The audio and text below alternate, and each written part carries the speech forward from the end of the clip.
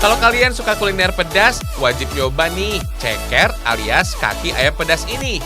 Lihat tuh tampilan kuahnya yang merah merona. Bawaannya pengen disikat aja ya, bikin ngiler fams. Hihihi. Rasa pedasnya ternyata nggak cuma bikin keringatan. Rasa pedas ternyata bisa membakar kalori hingga 8% loh. Hebatnya lagi, makanan pedas ini baik untuk kesehatan jantung. Penyebabnya adanya kandungan kapsaisinnya. Kalau kandungan seratin di dalam cabai bisa menghilangkan depresi, kecemasan, dan stres. Bener-bener ajaib deh. Ini dia juru sakti kuliner pedas, cabai merah keriting fams. Jumlahnya bisa menyesuaikan selera kalian kok.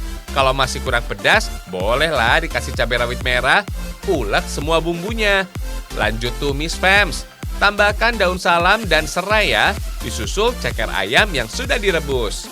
Gak kalah dari cabenya, ceker ayam juga bermanfaat. Bisa mengurangi resiko tulang keropos, mempercepat penyembuhan luka, dan meningkatkan sistem kekebalan tubuh. Sedangkan kandungan kolagen di dalamnya bisa menjaga kulit tetap sehat, serta membuat kulit lebih elastis.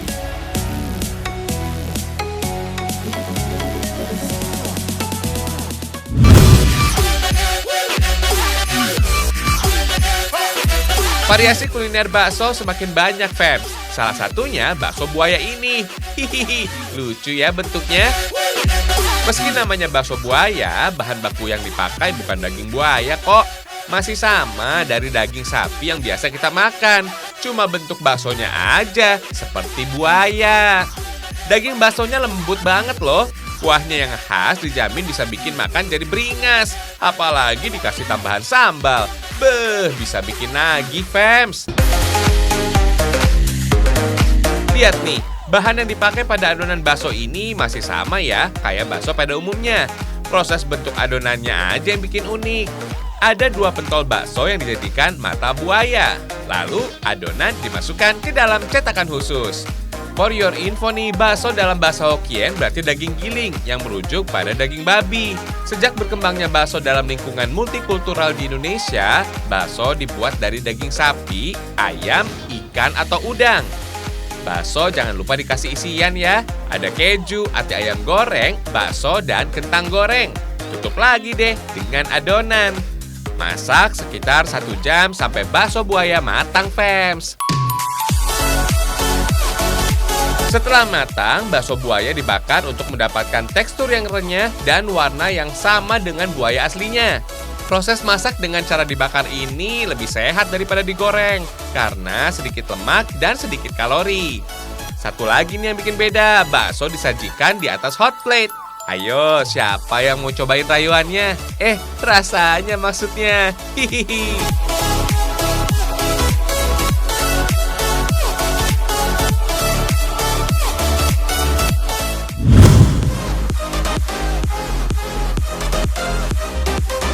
Cobain nih fams, kelinci guling dari Kabupaten Bandung Barat, Jawa Barat.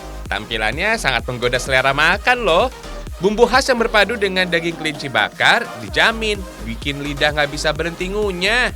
Fams, daging kelinci memiliki kandungan lemak dan kalori yang lebih sedikit dibandingkan jenis daging lainnya. So, menu ini aman dikonsumsi bagi kalian yang kepingin gendut. Asal makannya nggak sebakul nasi juga ya. Hihihi. Hebatnya lagi, daging hewan berbulu gemas ini bisa menyembuhkan penyakit asma, meningkatkan kesuburan wanita, dan vitalitas pria. Sakti deh! Oh iya, warung makan legendaris ini menjadi pelopor menu olahan daging kelinci, fams. Rumah makan Pak Sapri ini, fams, dalam sehari bisa mengolah hingga 15 ekor kelinci tuh. Laris manis nih! Fams, kelinci masuk dalam hewan mamalia kecil yang bisa merawat diri sendiri pada usia 4-5 minggu. Kemudian dalam usia 2 atau 3 bulan, kelinci sudah bisa membina keluarganya tuh. Waduh, masih belia dong. Kalau kamu, kapan dong siap menuju pelaminan? Hihihi. Oh iya fams, telinga kelinci yang panjang ternyata bisa mendinginkan suhu tubuhnya ketika iklim panas dan mendengar predatornya yang sedang mendekat.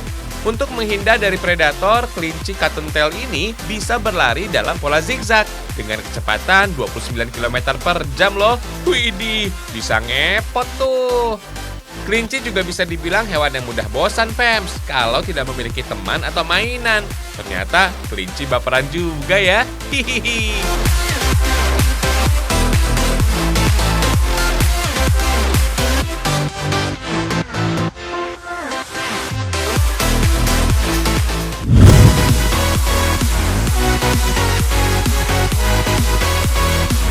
Menu ini namanya sate tulang, Fems. Eits, bukan tulang beneran kok. Sate khas Kota Banjarmasin, Kalimantan Selatan ini terbuat dari bagian leher ayam. Rasanya gurih dan manis, bikin nafsu makan meningkat. Cara bikinnya, tulang muda dari leher ayam dan daging yang sudah lembut dicampur dengan tepung dan telur supaya gampang dibentuknya. Aduk sampai rata ya. Sekilas sate tulang ini mirip kayak sate buntel khas Solo. Bedanya sate nggak perlu dibungkus lemak. Setelah dibentuk, langsung kukus aja, Fems. Kalau bumbu kacangnya semuanya harus dihaluskan dengan blender. Proses ini agar minyak atsari pada bumbu bisa keluar secara maksimal. Campur deh kacang goreng. Proses ini jangan sampai terlalu halus ya, biar lebih terasa saat dikunyah nanti. Langsung masak bumbu kacang sampai teksturnya kental. Katanya nih, Fems, kacang ini punya banyak manfaat. Mulai dari menurunkan kolesterol, mengurangi gula darah, mencegah stroke, dan meningkatkan kesuburan. Lanjut, tusuk adonan sate. Jangan lupa oles bumbu kacang ya. Terus bakar, Fems. Proses pembakaran sate sebaiknya jangan terkena api secara langsung. Bisa-bisa dagingnya jadi cepat gosong tuh. Jadi cukup panas bara api biar daging matang dan teksturnya lunak. Nah, sate tulang udah siap nih. Selamat makan!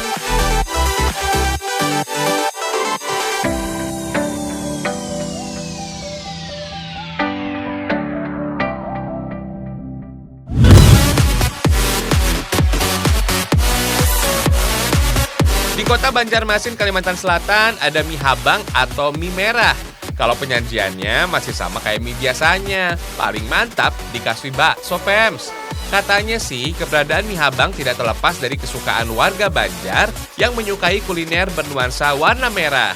Dalam dunia kuliner, warna merah biasa digunakan sebagai logo atau kemasan menarik, sehingga bisa membangkitkan nafsu makan, Fems. Sekarang campur tepung terigu, garam, dan air yang sudah diberi pewarna merah. Tenang, pewarna makanan ini aman dikonsumsi kok. Sebaiknya sih tepung yang dipakai mengandung protein tinggi sehingga mie yang dihasilkan lebih kenyal dan elastis. Enak deh pokoknya. Sekarang pipihkan adonan mie dengan alat khusus. Lihat nih, alatnya masih tradisional, Fems. Memakai batang kayu yang ditekan secara berulang. Persis kayak lagi main jukat jungkit ya. Lanjut, masukkan ke dalam mesin penggiling. Tuh, jadi deh lembaran adonannya.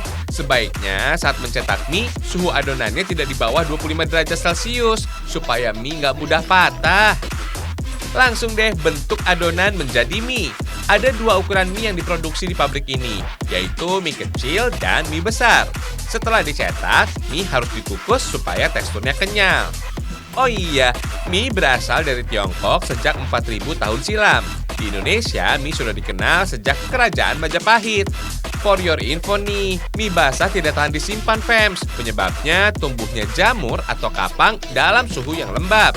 Saat musim kering, umumnya mie bisa bertahan selama 36 jam saja. Sedangkan saat musim hujan, mie malah hanya tahan selama 20 jam. Kalau sudah dimasak, mie jadi makin gak awet. Langsung ludes disantap. Hihihi.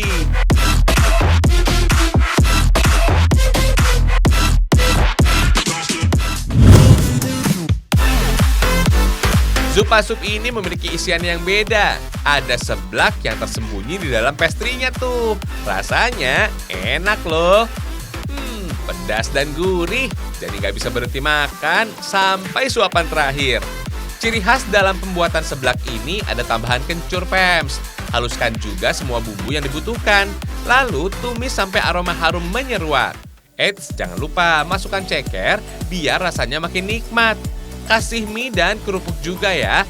Sepintas makanan khas dari kota Bandung, Jawa Barat ini mirip dengan kerupuk godok asal Jawa Tengah yang sudah populer sejak tahun 1940-an. Sekarang tutup sebelahnya dengan kulit pastry dan oles pakai kuning telur. Panggang sampai matang. Ini fam, zupa sup seblaknya udah jadi.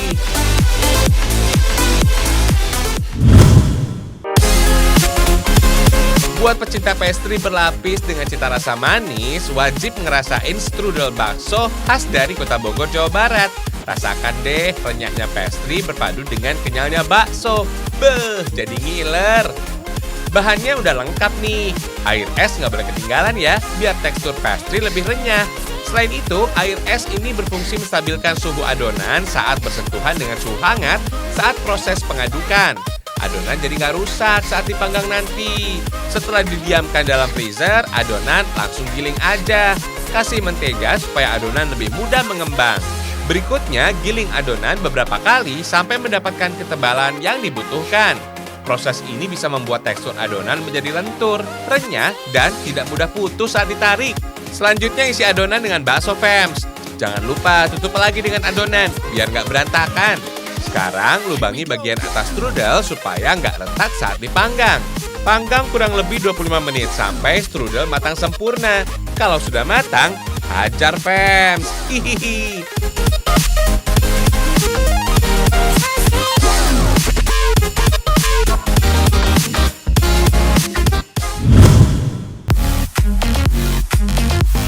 Kalau lihat kuliner warna-warni gini, bikin suasana hati semakin ceria. Ini dia, cilok alias aci dicolok. Makanan khas dari Jawa Barat ini paling enak disantap saat kumpul bersama keluarga atau teman. Teksturnya kenyal karena adanya tepung tapioka. Bumbu rempahnya gurih di lidah. Mantul! Ini dia bahan baku yang digunakan. Oh iya, tepung tapioka ini merupakan tepung pati yang diekstrak dari umbi singkong loh. Umumnya tepung tapioka dipakai untuk mengentalkan tekstur makanan. Warna-warni yang digunakan juga alami kok. Biasanya dibuat dari buah-buahan dan sayuran fams. Warna ungu dari buah naga, kuning dari kunyit, dan oranye dari wortel. Wortel dapat meningkatkan metabolisme, menyembuhkan luka, dan menjaga kesehatan jantung. Setelah diaduk rata, bentuk cilok menjadi bulat. Biar makin mantap, jangan lupa masukkan isian daging sapi. Fams, manfaat tepung tapioka bisa didapatkan dari kandungan pati resisten. Itu loh, pati yang tidak mudah dicerna oleh tubuh, sehingga pati dapat melancarkan pencernaan. Setelah direbus, tinggal colok atau tusuk pakai lidi. Biar rasa ciloknya makin mantap, bisa dikasih varian rasa dan topping sesuai selera. Kayak taburan keju ini nih. Dijamin enak deh.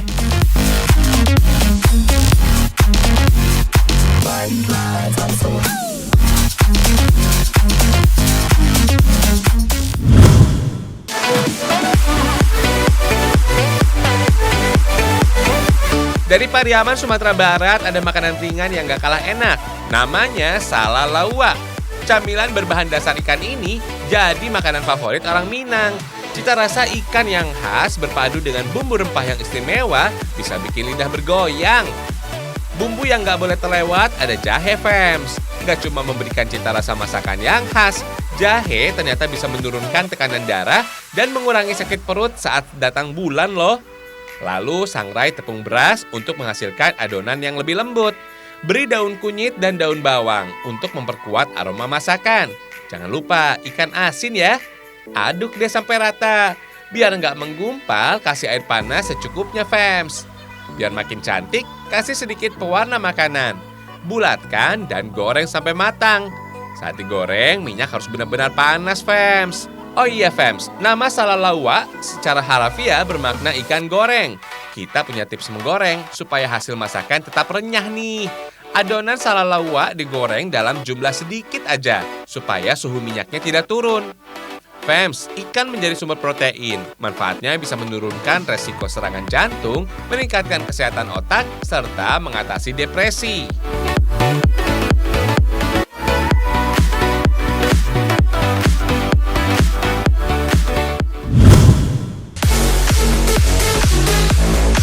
Brownies terong ini tampilannya nggak kalah menggoda ya. Kalangan usia mulai dari anak-anak sampai orang dewasa doyan menyantapnya tuh. Kayak vitamin, mineral, dan serat juga loh. Bahan yang dipakai terong ungu yang biasa dipakai untuk membuat sayur. Meskipun sering diolah menjadi campuran masakan, terong ungu ternyata masuk dalam golongan buah-buahan. Terong masuk dalam tumbuhan terna perennial yang berkerabat dengan kentang dan lenca. Sekarang lelehkan coklat batang dan margarin. Lanjut, haluskan terong dengan blender. Fems, terong ini ternyata bisa mengurangi resiko penyakit jantung, mengontrol kadar gula darah, dan menurunkan berat badan. Campur telur, gula, dan pengembang. Lalu campur terong, tepung terigu, dan coklat. Sebelumnya, coklat ini sudah dilelehkan dengan margarin ya. Setelah rata, tuang adonan ke dalam loyang. Ratakan dan kukus deh. Jangan lupa tutup kukusan dibungkus dengan kain supaya uap air nggak netes ke dalam brownies. Kukus sekitar 30 menit sampai matang. Kalau sudah matang, sajikan dan potong-potong supaya mudah dimakan. Ajarlah. Hihihi.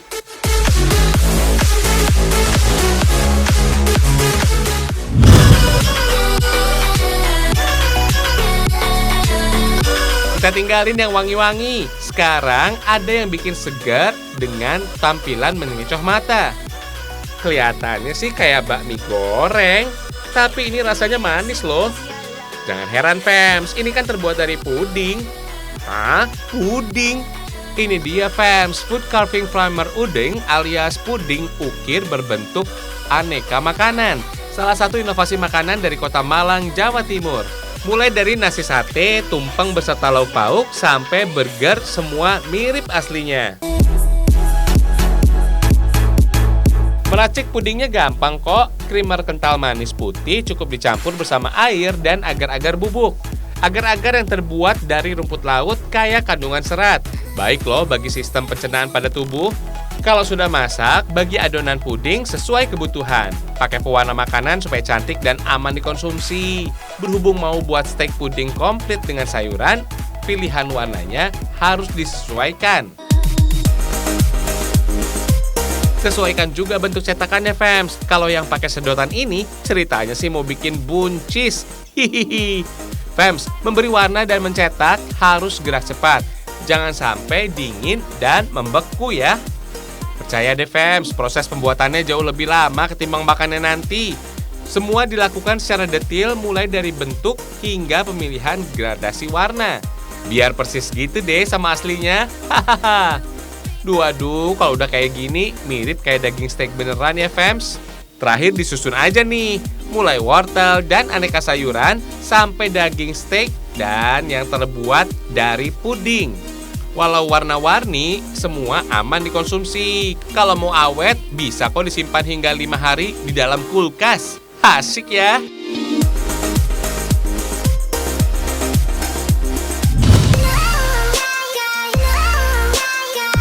Buat yang suka cemilan manis, ayo nostalgia dengan permen kenyal jadul penuh dengan gula. Kamu yang lagi senyum bisa kalah nih sama manisnya. Oh iya, permen cantik warna-warni ini, Fem, semuanya terbuat dari buah asli. Tanpa perasa buatan, dijamin lebih mantap. Ayo deh, kita intip cara buatnya. Kali ini yang mau dibuat permen mangga, Fem.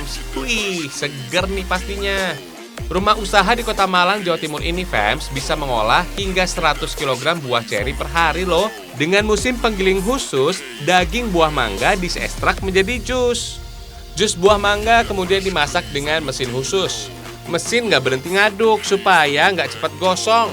Selain memakai buah asli, tambahan glukosa dan gula halus jadi komposisinya.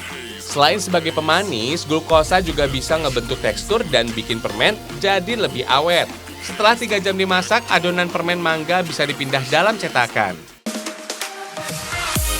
Eits, prosesnya belum selesai. Berikutnya justru memakan waktu yang paling lama. Selama 3 hari, adonan permen mangga harus di oven dalam suhu 60 derajat Celcius. Wah, lama bingit. Ini dia permen buah yang sudah matang. Tinggal potong aja sesuai dengan ukuran. Dari 100 kg buah-buahan menjadi 50 toples permen, Fems. Setelah ditaburi gula pasir, ternyata masih ada tahapan oven yang terakhir. Sabar, supaya lapisan gulanya menempel lekat pada permen, cukup di oven 1 malam. Permen buah kenyal asli dari Malang ini bisa kok buat oleh-oleh, harganya terjangkau dan bisa awet hingga 1 tahun. Ayo, diborong deh permennya.